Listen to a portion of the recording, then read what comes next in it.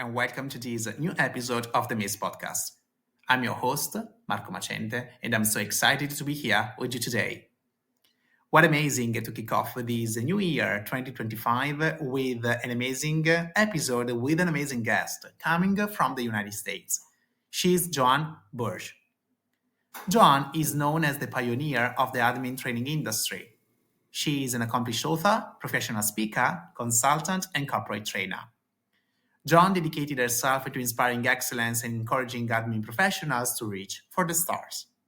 Her company, Office Dynamics International, offers a broad range of solutions and provides high-performance and sophisticated admin and executive trainings and coaching.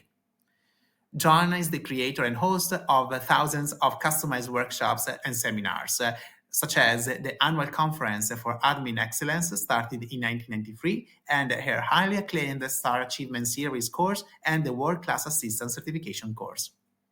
She's an author, so Joan has authored for groundbreaking books for admin professionals, including the Amazon bestseller Who Took My Pen? Again, Secrets from Dynamic Executive Assistants, and her admin career Bibles, entitled Become an Inner Cycle Assistant and Underneath It AI.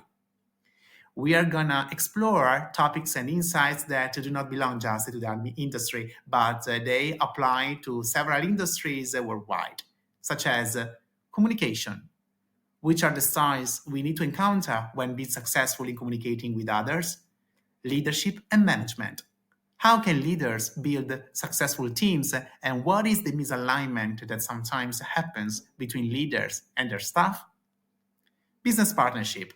What does it mean and why this is the new paradigm for business success? And of course, AI, artificial intelligence. Which is the contribution that AI brings to the admin profession and which are the horizons that we have ahead of us? Please enjoy our conversation and stay tuned.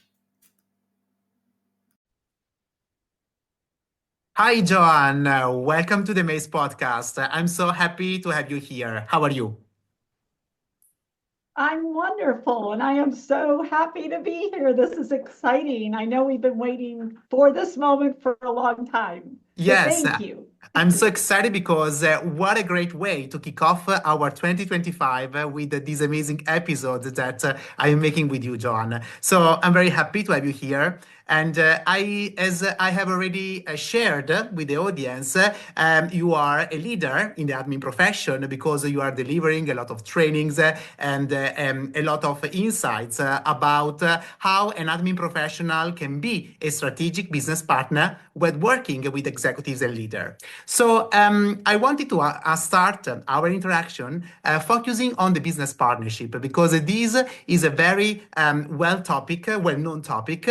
And from your perspective, how can an admin professional be a strategic business partner when working with an executive? And how this paradigm, the business partnership, can be relevant for our workplace, for every individual that is working in an industry when working with leaders and executives and teams. What do you think?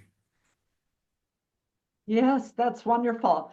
I think I want to start with the thinking part of it before I go into the how-to, right? Yeah. So, because it really does start in your mind, how you think about it. So for an assistant, if they only view themselves as that support person and they do what they're told and they're a task doer, they're waiting for that direction, they're going to, that's going to play out differently.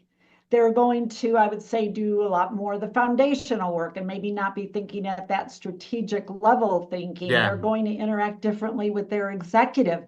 Maybe instead of taking that lead with their executive, they're going to sit back again and wait, right? Like, I don't have that right or authority to do that or to be assertive with my executive. And so, one, it starts with their thinking, but if that, as an assistant, if I see myself as a strategic partner, I'm going to act differently. I'm going to talk differently. I'm going to be a leader in the relationship, a partner in the relationship. And I know this from my personal experience. So I don't know if I had shared this with you, but I learned how to be a strategic partner when I was 26 years old. So I was very fortunate that I learned at an early age in my career. So I went into the workplace at 19, went into being a secretary, loved it. I worked for, executives and some managers, but it wasn't until I was 26 and I was promoted to work for a vice president of marketing and planning at a huge corporation. His name was John. I will never, ever forget John because he is the one who taught me to be a partner.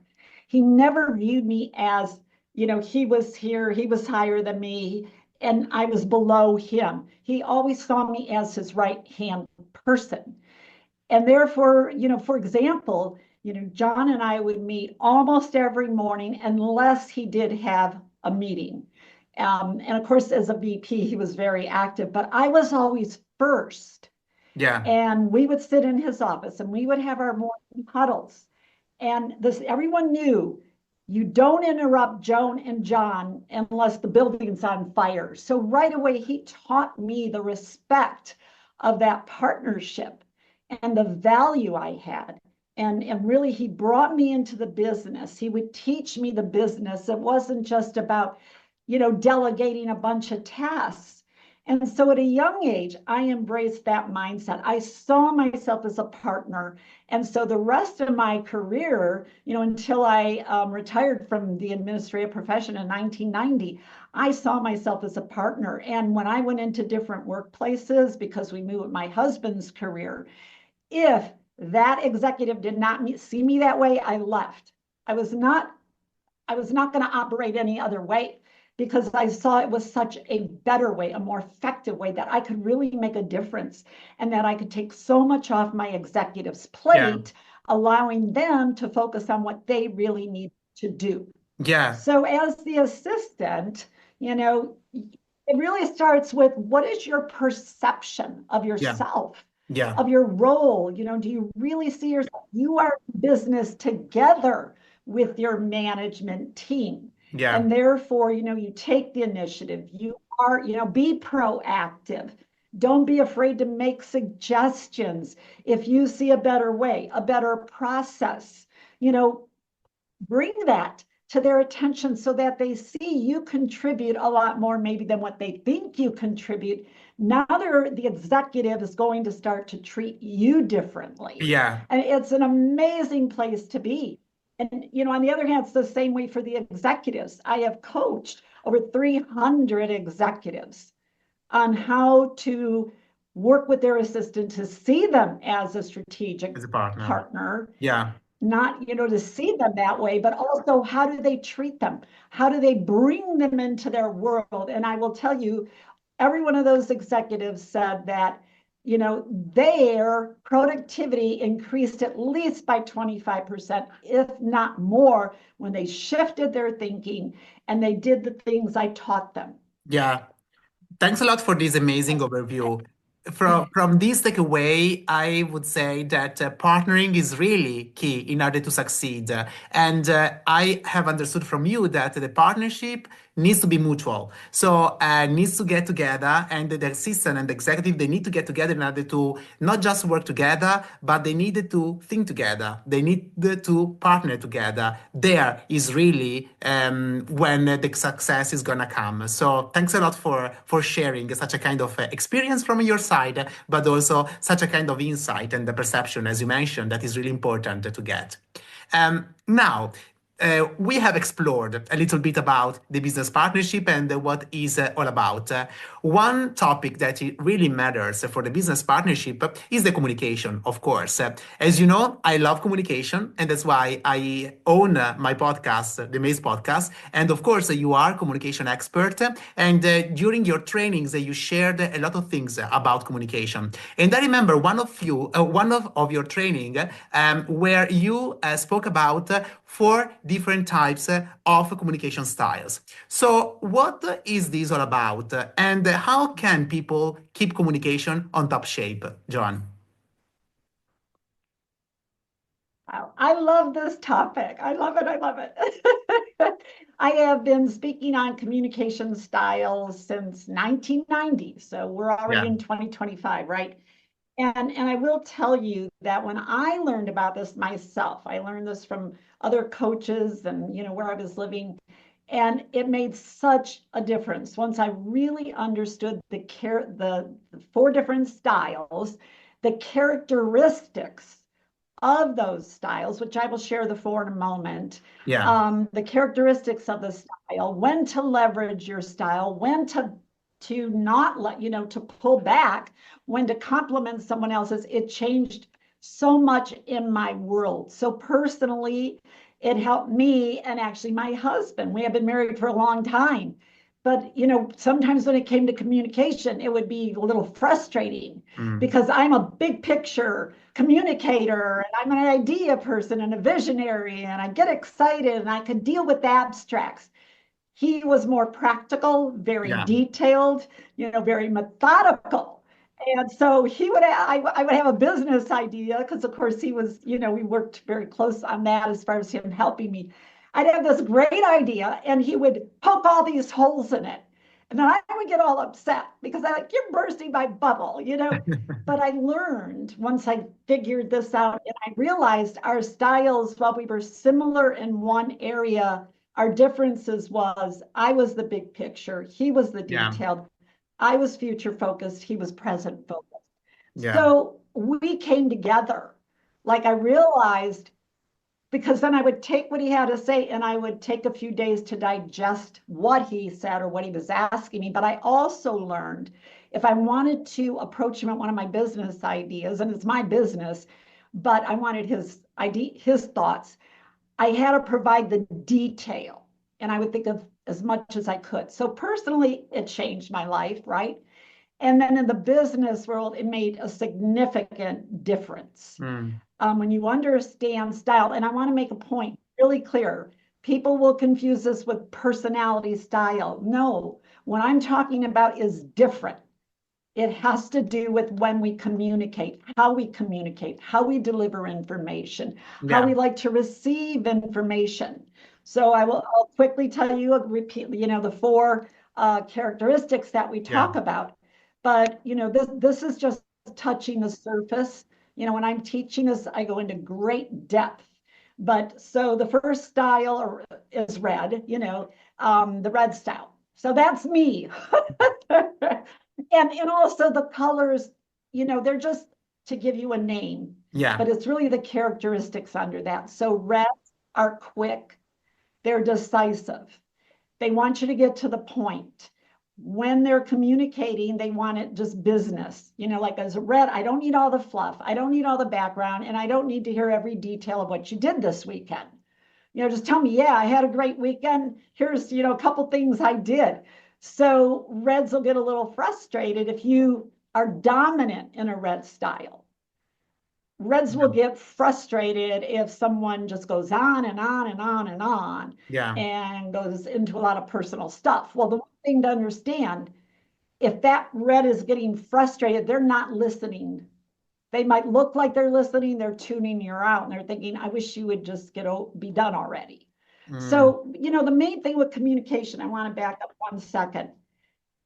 What do people think are our goals in communicating? I asked this in class. What do you think the goal of communication is? They'll say, oh, well, to share information, to express our ideas, to confirm meetings. Our goal in communication is to have impact, number one. Number one, we have to have impact. And in today's world, that's more important than ever because people are so distracted. Yeah. We have to get their attention, right? So if I'm just busy rolling along and I'm not paying attention to someone else's style, if they have a preferred style, not everyone does, Yeah. then I'm not going to get their attention, right?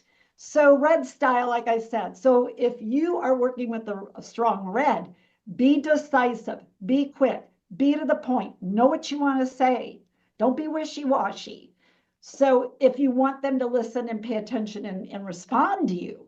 Now, if they want more details, they'll ask for it, okay? Yeah. So those are reds. And interestingly, while these don't have anything to do with careers, but red styles typically are your CEOs, business owners, top level C-suite. Think about how they speak. They're quick, we got things to do, Yeah. right? Yellow, on the other hand, yellow's opposite of red. Yellows are very feely, they're sensitive. Um, they're very good at sensing the tone of others within the office. They can pick up on, are you having a bad day? They're going to be more nurturing. Yellows do like to get into a lot. If they're a strong yellow, they will get into lengthy conversation, a lot of personal conversation. So that's the hard part with the yellow, if you're in the workplace, knowing when to stick to business, when to move on, and that you've got to look at the person you're speaking with and picking up on their cues, but yellows are wonderful. That's my executive assistant. Mm. That's like a primary color. Yeah. And so she's so good with people and client relations, and she takes the time and talks to people. She's very sensitive to me. As soon as I walk in, she could tell them, did I have a rough morning, or, something's going on, and she'll be there to kind of nurture, so it's very valuable. So with yellows, when they're communicating, you'll see it, the words they use are going to be different than the words the red's going to be. But Yeah. the challenge with yellows, again, is they're not real quick and decisive. So they have to know, again, I need to move on, right? Yeah. And then blues are similar with yellow in that they're both informal, casual. So they don't necessarily want a lot of structure. They're more like, yeah, they're kind of, like I said, they're informal, casual. Like maybe if you want to have a conversation with a yellow in business or a blue, you want to go to lunch with them. So I remember I had an executive I worked for, and this was later in my career. He was wonderful. And it was at Coppertone, the big suntan lotion place, right? And I was a strong red, and he was real blue, casual, fun loving, but he worked very hard. We were in marketing. But I realized if I wanted to really convince him or talk to him or get serious in a conversation with him, I'd say, why don't we go to lunch, Steve? Let's go to lunch, or let's go down and have a cup of coffee, and we talk about his kids and his flying lessons, and then I'd get into business. So So yeah. I'd say, okay, we have to talk about these partitions for the secretaries on our floor. We also, when you learn characteristics, you learn how to use this so you can be persuasive with Yeah. people. This is important, blues are abstract thinkers. They Hmm. don't need every little thing spelled out. So they actually can take bits of information and their brain will connect the dots. So they're really good at that. And we might think of the blues as our creatives, they're really, really good, in that arena. They're good listeners. That was another characteristic. And then green is very precise, Mm. methodical, analytical, fact-based. They are not quick to make decisions. So if I'm trying to present something, to an executive, and they're a strong green, and I want their answer on something, they need time to digest it, to process it. They're Mm. not going to be that quick. So understand, you need to give them that time to process or think about something. And that's because they're very analytical, they're very detailed, they're our left brain thinkers. Think about like CPAs, if we were to think of a career, engineers. And we always tease, they don't have the warm, fuzzy people skills. Yeah, the greens really kind of are not in that area, but they're the scientists, the Yeah. NASA people, and the engineers. So if you think of that kind of person, right, that style of thinking and communicating is really good. Like my daughter is a human resource director. She has to be very methodical, very precise. She's working with attorneys and legal and issues in the workplace. She can't be warm and fuzzy. I mean, it Yes. doesn't mean she isn't nice to people. She's very caring. She's in human resources, But when it comes to communicating and how she needs information, there's got to be details. There's got to have logic to it. So, Yeah. the idea then is if you understand these, and so a couple things really quick. One is not everyone has a dominant style of Mm. communication. In fact, I've seen thousands of these assessments that we use over the years, and more people are, their numbers are close because we use an actual tool. And so that's how we know. And we have the numbers and so forth. And so the good news for people who they're very similar, they may be like they've taken some of the blue, they've taken some of the yellow, they've taken some of the green. The good news is it's easy for them to move in and out of those characteristics when they're communicating with others who are dominant. Yeah. The challenges, if they had to communicate in one style for any length of time, they can't. They're Mm. going to move into the other. Like I could talk red all day long, you know.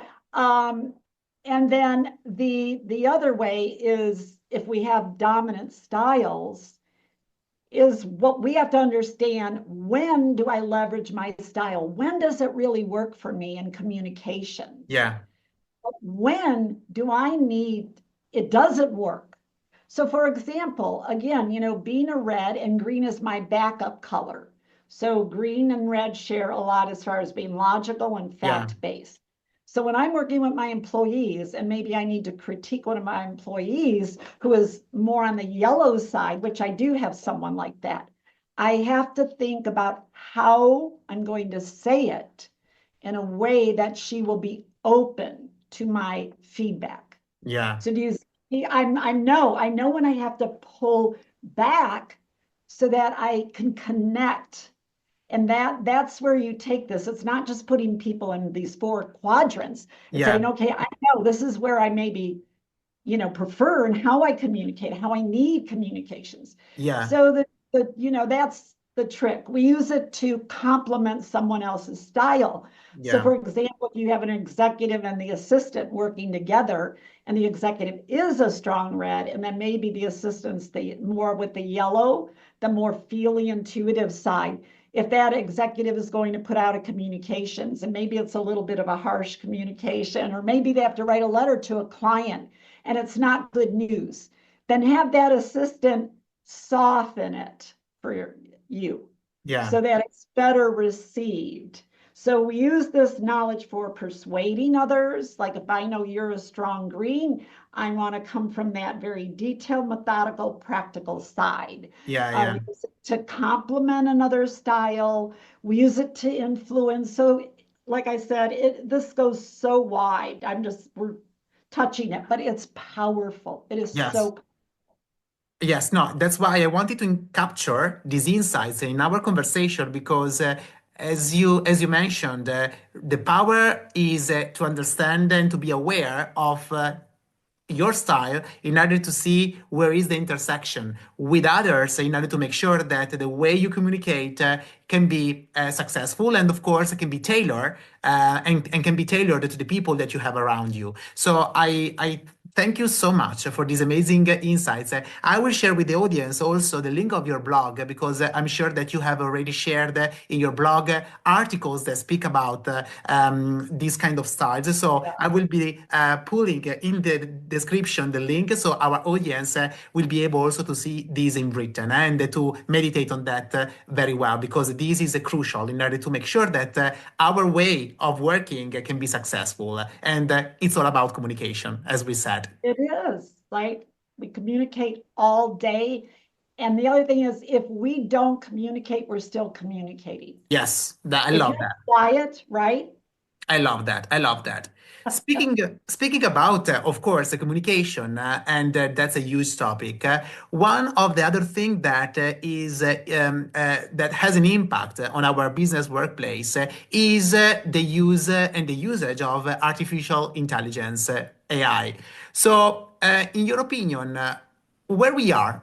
when speaking about artificial intelligence, and how can we use good judgment, common sense when getting artificial intelligence in our workplace in order to make sure that we use it with wisdom. What is your thought? What is your view? Wow, even since you and I talked, what did we talk a month ago or maybe 2 months ago, you Yeah, and I were talking about this.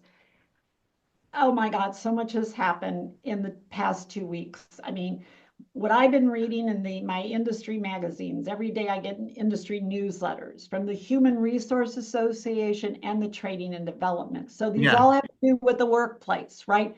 But the focus is about artificial intelligence, how jobs are going to be eliminated, humans are going to be eliminated from jobs. I mean, I'll get into that. But also last week, in Las Vegas, every year we have the Consumer Electronics Show. It's the biggest, convention. There's over 150,000 from around the world come here, and it's all focused on technology in every domain, from our homes to our entertainment centers to the medical field to all of it, right? And so I was getting little news updates about what was being talked about at this. AI took over, was the whole thing. They yeah, just it dominated it. But the key things, I mean, I know it's dominating, but it's like getting to a point where we have to seriously look at it, because the AI, the artificial intelligence, what they're saying, it is moving so fast that even the developers of this cannot keep up with it. yeah, I mean, it's so smart, it's intelligent, it's feeding off itself. yeah, So, it's like, wow, it makes my head spin. That's why I'm trying to read all the time about it, stay up on it. But some of the other things I'm seeing, there was just a report in CNN, which is big, CNN News, yeah, media, right, outlet. Just saw it a week ago that at least here in the United States, you know, 40% of the employers are going to be cutting a lot of jobs. And mm, those are going to be postal workers, secretaries, and some of those hands-on basic functions. Because if AI can do these things, employers are saying, why am I paying a person? I could use AI. So we're at a point now where I don't know where this is going to head, because I think it's a little scary. There's also something new I just learned about that we talked about in our office as a team yesterday. I don't know yeah, if you know about this. They're called AI agents, and they're going to be brought into the workplace, and they will be doing the jobs of people. yeah, So we all have to stop and look at this, because what does this mean? As an individual, you really have to look at, you know, what parts of your job or what things do you do that you can be replaced. I mean, yeah, marketing, AI can do everything. It's brilliant. I use chat. That's what I started with when it came out 2 years ago, yeah, 2022, right? And I love it. It is like my best friend. But I also know, I've learned how to prompt it, what to do with it, where I still have to use my own creativity. Like, I don't ever want to become so reliant. We don't want to be so reliant on those tools that we're not using our brains, because that's our differentiator. Again, in my human resource magazine, the SHRM is the largest association in the world. Over 100,000 members, I think 150,000 members belong to that, and they represent every country. And, their whole magazine the other day was all about the impact of AI in those roles and how yeah, it's going to impact employees. So, like, we've got to wake up now. And so, my advice is, one, if you're not using it, you need to start using it in some way. And even if your workplace won't allow you to use it personally, to be familiar with it, to understand how it works. We also talked about in our office, um, this was a while back, with assistants, like, what did it say? You may not be replaced by AI, but an assistant who knows how to utilize AI may replace you. mm, So the thing is, if an assistant knows, and this is being becoming a requirement Yeah. for employees and not just assistants. When you look at, again, job requests, job ads, now they're looking for people who have a foundation of AI. Yeah. As a skill set. So, Yeah. right. So, like I said, if you're not using it, and I know it could be scary, but if we learn to work in tandem is the key. I call it Yeah. working in tandem, right? It's a great tool. You also, though, have to understand your human element. And they're also just another, again, we just had a staff meeting, 3-hour kickoff meeting the other day. And I was talking about this from the research I was doing. It's our intangible skills, the soft skills that is where we're going to have the edge. So the technology is fabulous. I love it. But as a human, you have to know what you bring to the table and you have to show others you have that human element. Yeah. The other thing is right now, from what I know, it can't predict the future, but as humans, we can predict the future. I can look a year out and say, okay, based on looking at the trends that are going on right now, the business trends, the workplace trends, I can pretty much predict where things are going in the next year. So Yeah. how am I going to prepare for that? How do I prepare my employees for that? How do I set our company up as a leader in administrative training? I have to see the future and teach people skills that they're going to need a year and 2 years from now. Yeah. Not just today. We have to build ourselves for our future, every day. And that's called job security as well. Yeah. So if you're going to be out there and you're going to be looking for a job, you need to make yourself as marketable as you Yeah. can. Yeah. So, what else did you want? Or there other? There's so much to talk about on this Yeah, subject. no, definitely. I think that you touched the most useful things when speaking about artificial intelligence. So the key is not eliminate it because we need to deal with this technology, keeping up with the technology that is out there in order to make sure that we can understand the perimeter of the technology that we use. And at the same time, where again is the intersection in order to make sure that the technology can help us to be more effective in our work and when performing our roles. So I think that we this is a huge topic, of course. We need to deal with that, and the first step is of course to raise this awareness as we are doing here in our podcast to make sure that the people that will be listening to us understand the power of this tool of artificial intelligence, but at the same time that it can be also something that can be a threat if not well used, if not well managed. So we Yeah. need to understand, how to keep the balance between those. What do you think? Right. And yes, yes. And the ethical part, I was just thinking about that, you have to be aware, uh, when you start using this tool and it can write everything and do everything and whatever, what are you allowed to use? I mean, if you're going to take that and resell it, yet you didn't think of any of it, that's not really ethical. So, we all have to look into and research the ethics behind it. Now, if Yeah. people are working in big companies, like, a lot of our clients, they work in big corporations. Their corporation has the legal team, they're setting the legalities, they're Yes. teaching The employees what rules. you can do, what you can't do. Yeah. So that's an entirely different, another area, right? Yes. That we all have to think about and be knowledgeable about, and you still have to check the facts. You still have to, don't just accept what it says. I Yeah. mean, I still read through everything, does that really make sense? And so forth. But what I do love, like, I think a benefit is, when I'm researching a topic I want to speak on. So in my head, I know, let's say I want to talk about being resilient in the Yeah. workplace. I know about having to be resilient because I've had to do it over 35 years of owning my business and Yeah. almost closing the door 6 times. I know personally how to be resilient. But when I'm teaching, I always want to research and see what else is out there. What am I not thinking of, right? So I used to go to Google and I would type it in and I'd have to go to every little click on Yeah. everything that Options that you link, had. Yeah. right? And Yeah. then go back and then go back. So now I just go into chat and it gives me, dumps it all in one place. Yeah. Yeah. Imagine how much time that saves me. And Yeah. I can access it, but I still want to maybe fact checked it?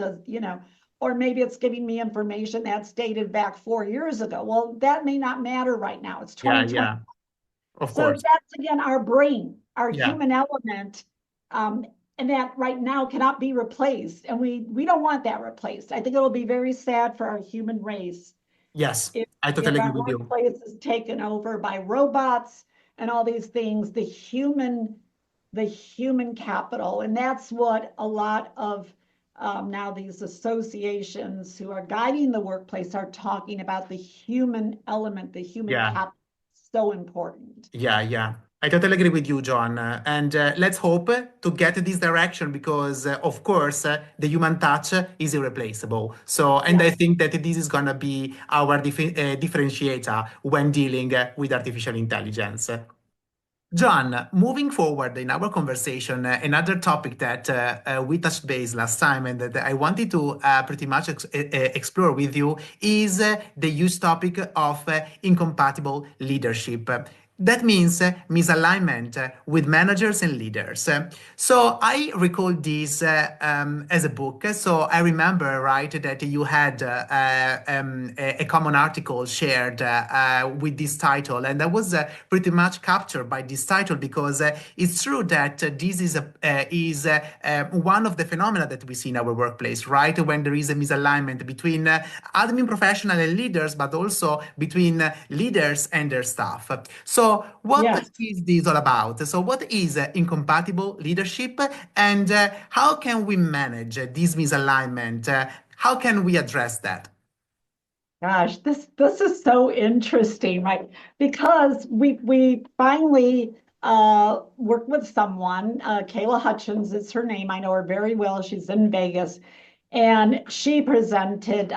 We enlisted her to write this e-guide, which is very comprehensive about toxic relationships versus misaligned relationships. Yeah, And it's very meaty. And so digging into that, really it came to the forefront, this year about that. But I'm sitting here while you were introducing me thinking about how many people was misaligned with that I've hired and they were not aligned with us. And what did I do?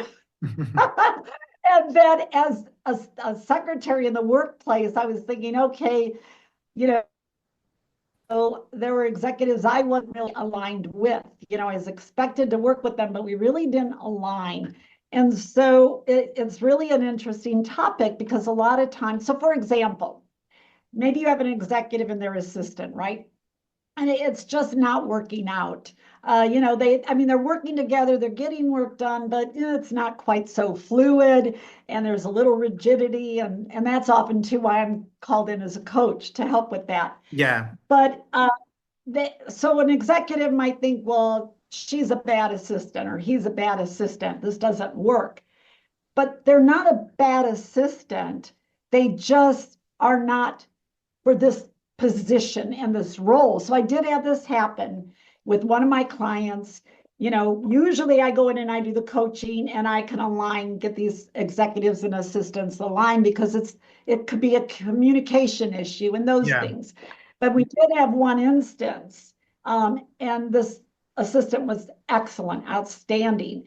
It's just she worked in the high end part of the big corporation, Fortune 100 corporation, where there was a lot of the finance, stock trading, investments, all of this stuff going on. She couldn't keep up with it. It moved so fast, that particular segment. So she was good, she just couldn't keep up. And so I went in for 2 days. I watched her because we tried to see what we could do to help her, and just realizing it wasn't a good fit. She was not aligned with not only the department, but the executives, the top executives, who are leading this. And so they found another position for her within the company. So, yeah, I think that's a good foundation to remember. And it isn't that an employee is bad. Like I've had to, yes, I have turned over, different people. I've had my business 34 years. And, as I was growing and starting to hire people, I thought someone looked good on paper. They yeah, talked a great game, in the interview. But then when they got in and you start working together, you know, you realize maybe after a few months that, oh, or 6 or 7 months, like, wow, they're not on the same page. And so, I mean, I'm a business owner, so I can control some of that, right? But when you think about the workplace, a lot of times you don't get to choose who you want to work with Yeah. either. Yeah. Times executives are moved around in a company and they say, that's your assistant. Joe is your assistant. Joe is in this position. You're moving in. That's your assistant. They don't get a choice. Or Yeah. the assistant doesn't get a choice, right? Joe, the assistant, they tell Joe, here's your new boss. You don't get Yeah. to choose. Yeah. So, and that, right? And so, this misalignment happens where maybe your philosophies aren't the same, your work values aren't the same. Um, there could be ethical, it could be the communication, you're just misaligned in how your work styles, how you work. Maybe they operate at a really high level and you're not there.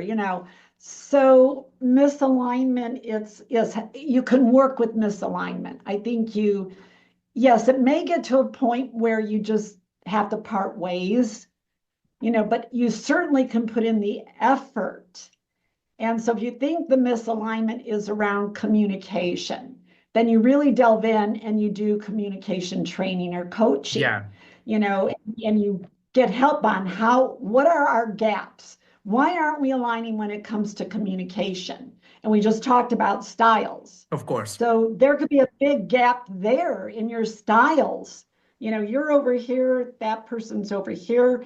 And again, it is an executive. It could be your vice president. It could be a direct report. This happens with everyone, Yes, where of there can be course. that misalignment. Or let's say you work in a department and there's a team of 20 and you all have to work together, but you realize that, wow, I'm having a harder time communicating with this individual over here, but I get along really well with this individual.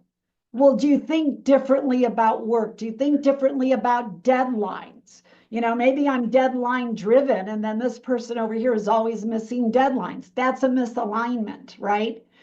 So you want to look at what it is and then communicate, you've got to talk to each other, and say, I noticed that when we work on a project together, Marco, you want to quickly, come to a conclusion on something. And I prefer to think about that idea for a little while. I would like to massage that, think about it for a few days, assess it before I rush into a decision. Yeah. So, how do you think you and I can work together on this project?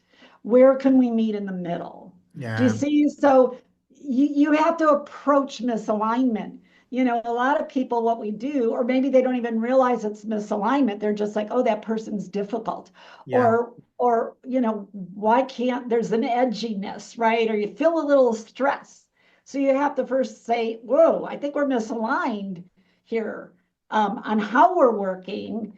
And then you have to have the courage and the confidence to have a conversation, Yeah. About that. right? Yes. So you could maybe you can come to a resolution. Now, you can have these conversations, because I've had it happen in my own office and a while back with someone who I had hired. And, I had a coach and, work through that process. Logically, this seemed like a really good fit. And it just went on and on and on, where I wasn't seeing the change in that individual. And I realized they just don't have it within them.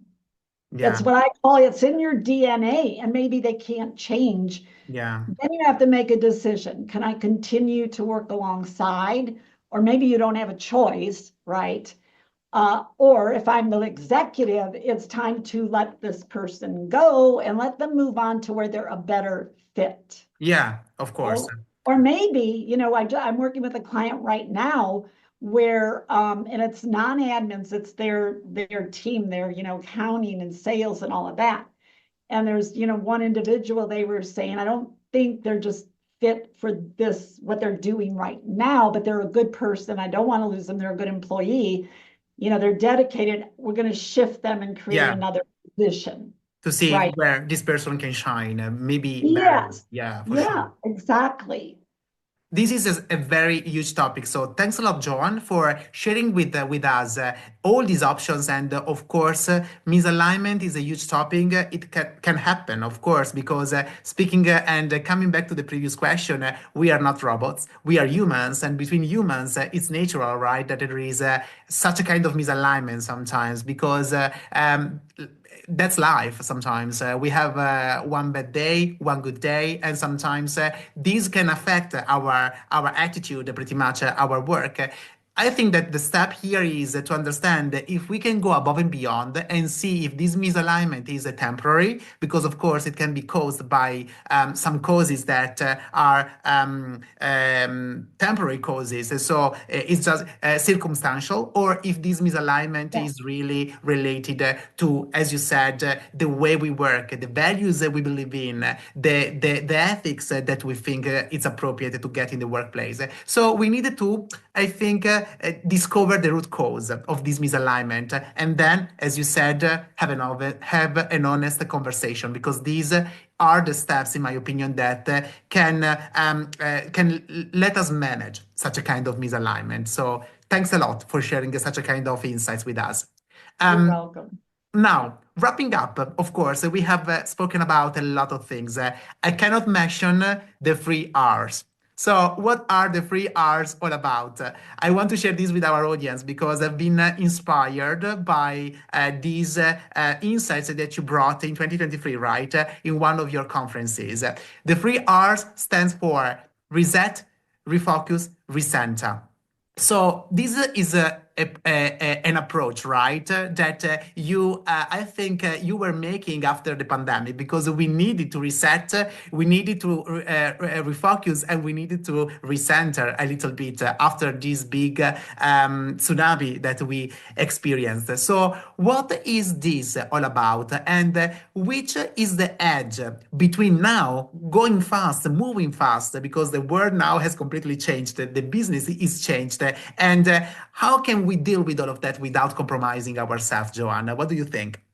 Yeah, yes, it's interesting. I mean, I'm just smiling because I remember when I put that presentation together for our conference, and we were just a few, like 2 years, coming out, and not, we weren't out of the pandemic. We were still in it, but Yeah, was we were starting to move forward a little bit. And so the whole idea I was thinking about, we have to, now that we're not all at home anymore, and we've got to get back to life, we have to reset our thinking, definitely, I think reset our thinking because of everything was starting to shift now. And we yeah, got to think differently. We weren't locked up in our homes, all the time. We didn't have to wear masks, I think, or maybe we had to wear them in certain situations. I don't remember. We had to reset our goals, as we were now we were coming back into the workplace and the work world, even if you were a hybrid person. It's still, we were getting, companies were starting to reset their goals, their vision yeah, based on what was happening at the time. So then we have to reset, and even our personal goals, right? I had to yeah, reset them. And then the refocus had to do with energy, refocusing where I was putting my energy. yeah, Uh, and refocusing on having the mental and physical energy. The yeah, pandemic knocked us down hard. And I think many of us, we felt like victims, yeah, and so to rise up over that and say, I'm not going to be a victim. I am a warrior, and I have this energy to do what I need to do mentally, physically, emotionally. I got to bring my whole self to the table. yeah, And recentering was around well-being, which I view that as different than energy. Well-being is yeah, taking care of myself, like yeah, really, again, and that still is physical and mental and so forth, but my well-being, what's good for my well-being, because I also think within my well-being, and I'm just going through this too, I've been going through this with coming upon a new year and our 35th year anniversary and where I am in life. What else feeds my soul Yeah. So it's not just I go to the gym and what I eat. I'm talking about, I know part of my well-being is doing work that feeds my soul. Yeah. And I know straight on, I want to be working. And I'm at an age where I could retire if I want to, and I don't want to. I know for me, it's a good thing. It's a healthy thing. We Yeah. took a whole 2 weeks off at Christmas. We do this every year. We close. And by the end of the second week, I was getting antsy.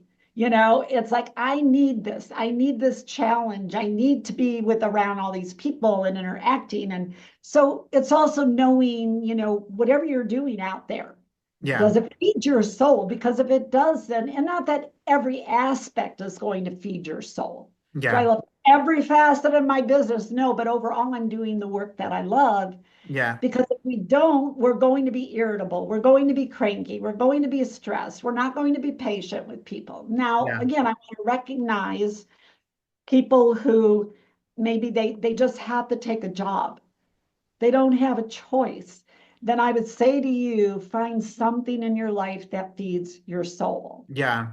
It could be outside of your work day, Yeah. right? But so that's really important for us. So now when we fast forward, now we are at a pace faster than pre-COVID. Yeah. You know, I read about it, but I see it, I hear it, I'm interacting and talking with all these people. And then everybody is so busy again. If when I talk with people, I'm so busy, I'm so busy, I'm so busy. And Yeah. I'm finding people aren't having the time to get together like they did 2 years ago Yeah. because now their calendar is full. My own life is getting busier. I try to meet up with my friends on a regular basis, and we could go weeks because either they're real busy, they got stuff on their schedule, or I do. I mean, we're back in life. We are 100% full throttle. Yeah. And I don't think you could go more than 100% because 100% is whole. It's Yeah. not 110%. 100%, you're given 100%. So to For sure. me, now we also have to kind of reset our goals, like Yeah. really think about my goals and making sure I am spending my time on the things that are important to me. Because you can only do so much too. We only have so many hours in a day. And so resetting our thinking to, so here's a good one. There, there are people, and many of us, and I'll give you a personal example in a Yeah. moment. Because again, I was just having this conversation with my team where they're so used to working from home 2 days a week, 3 days a week, or fully. They cannot get themselves to get back into the workplace. And we have big corporations, I think it's Google and some other big ones here. Yeah. They're calling everybody back. You are coming back this Yeah. year, now, as of January 3rd, 5 days a week. Well, there's all this resistance. Well, you know what I say to those people? You need to reset your thinking. I realize you got comfortable, but we cannot stay there anymore. I mean, Yeah. it's not, that is not what we are being asked to do. And so the example I wanted to personally share with you really quick Yeah. is, one of my goals and desires is to really bring back some of my Joan Burge as a professional speaker. I really am Joan Burge, the CEO and founder of Office Dynamics International. I am a professional speaker, but I focus on the administrative world, Yeah. right? But many of the topics I speak on, because they're workplace topics and they're interpersonal and intrapersonal skills, I can speak to anyone on. And I Yeah. have. I've been brought into companies to meet with marketing teams, and I've worked with salon, beauticians. How do they communicate with their clients? Yeah. I'm not limited to admins, but that's where I Yeah. have chosen my focus. Yeah. But also, I miss being out there speaking because pre-COVID, I was going on site into a company doing the in-person trainings and workshops, and I was doing Yeah. that pretty regularly. And that has slowed down significantly. It's slowly coming back. It's so virtual, right? Yeah. But I miss it. I really miss it. I love being in person with people. I love being on stage. And right now, the only time I've been on stage is at our annual conference that we host. So I made the decision. I want to recreate my Joan Burge as a professional speaker. I can speak to women. I can speak to business owners. I can speak about resiliency and, teamwork and all of these things because I want to get back out there. I Yeah. want to be out there with people. Well, personally, I'm a little scared because you see, I've sat behind this camera now for Yeah. 4 years, right? And little of going out. Yeah. So I want this, but I'm a little scared too because I have to stretch those muscles again. And Yeah. to be on the road, I need physical energy. So I'm working out now. I'm committed to my gym routine. So, it isn't just what I'm telling everybody else. I know that we've been, when we had that 3, 4 years. That's a lot. I mean, it takes a long time. It takes a while to break that behavior. Yeah. And now I think people were going through there's this discomfort of getting back out there into the world. But we have to do it. We just really have to do it. I was just reading this morning in an industry. Again, I read every morning. I do a quick span of the industry journals and then also major news outlets. Yeah. USA Today and Times and all of that.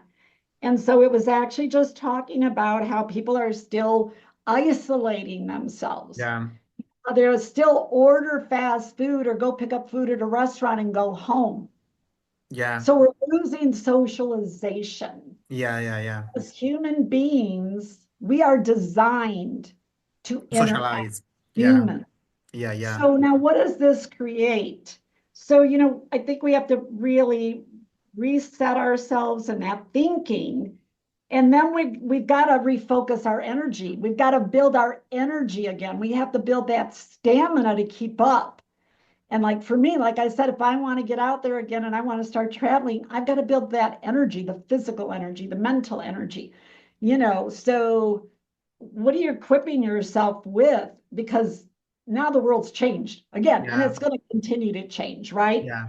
And then I'd say the recentering, it's still at a time where don't get so caught up in busyness and filling our schedules again that we're not taking quiet time for ourselves. We're Yeah. not making that time to go to lunch with a friend. We're not making time, to just even read, to quietly sit at home and read or explore nature. If you were going out a lot in nature and taking hikes and walking, and now, you know, you get so caught up, you don't do that anymore. Yeah.